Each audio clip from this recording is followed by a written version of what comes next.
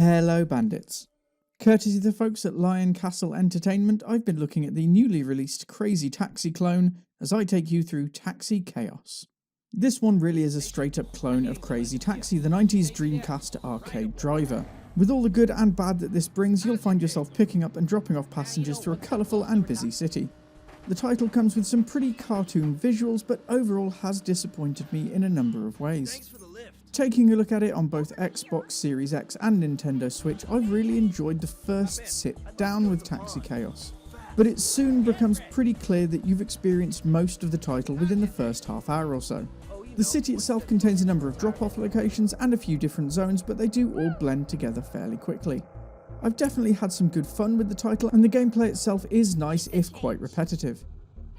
Sadly, the audio in-game is what really lets this down, and even within the first 5 minutes you'll find repetition of phrases is getting annoying.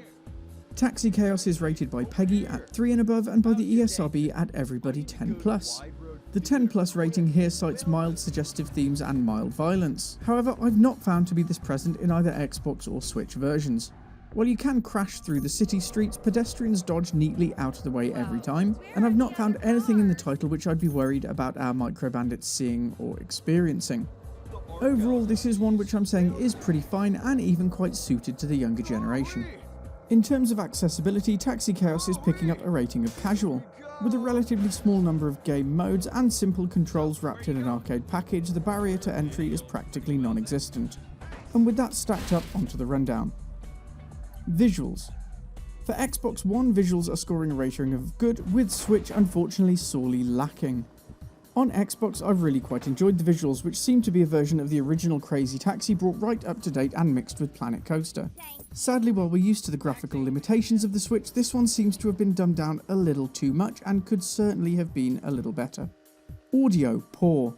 Initially, I was actually really impressed with the audio, and the various voices in games are really well acted and well recorded.